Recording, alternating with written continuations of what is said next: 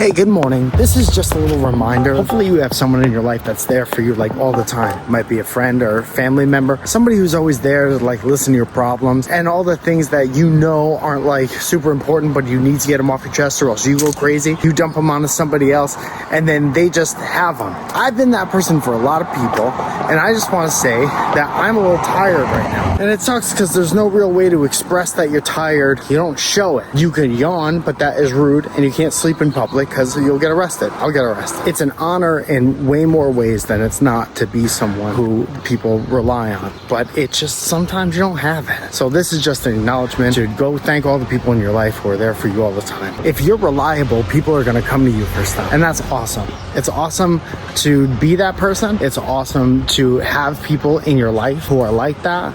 But the problem is when you don't have the energy for it, being tired often disguises itself outwardly as like calm or zen. And then you don't want to be like, no, I'm not calm. I just can't deal with anyone's shit right now. I had somebody come up to me last week and be like, you seem like you don't have any problems. You don't really get upset about nothing. I was like, what do I do with that? I get upset about so much stuff, but I try not to do it publicly because people get nervous. You can't be a grown man with a beard and freak out in public. You just can't. I thought people pulled their dogs away from me in public a lot now. Imagine if I started freaking out, I'd never see a dog again. Dog. What's nice is if you're that person, just keep in mind that no one needs you to solve anything.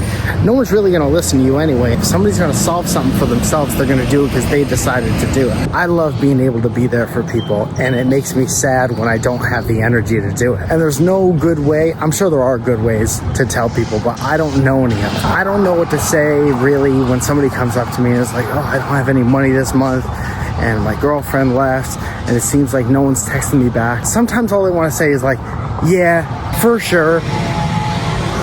That's all I have energy for. I can listen and acknowledge it, but I don't have anything for you, which sucks, but I'm not going to make something up. When I have the energy, dude, I got you all day. I'll sit down and I'll come out with a well thought out answer. I'll think about how something similar has affected me in the past. I'll be like, I did this. Maybe this will work for you. But when I don't have it, there's no real outward way to express that. I like that there are like concrete symbols for when you're not supposed to do something. There's a stop sign when you're not supposed to go. There are cones when you can't drive through a construction site. So maybe I'll have a shirt that I wear when I don't want people to talk to me. Or maybe I'll wrap myself in police tape. Love being helpful, but sometimes I don't have the strength in my legs to lift the weight of the heavy stuff. I'd rather do some low stake stuff, like give advice to kids on how to find Easter eggs.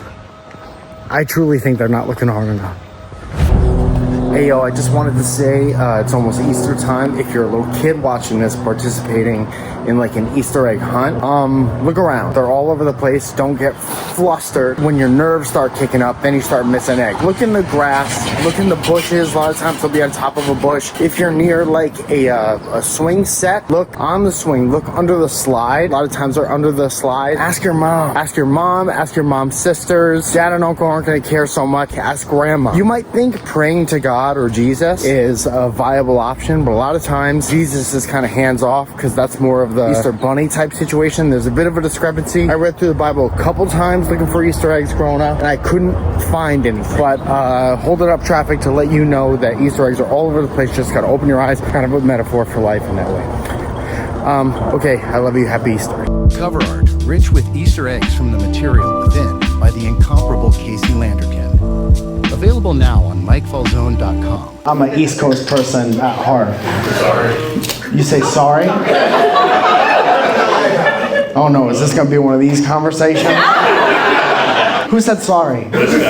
Why? Have you ever been to the East Coast? What don't you like about it? Nothing comes to mind.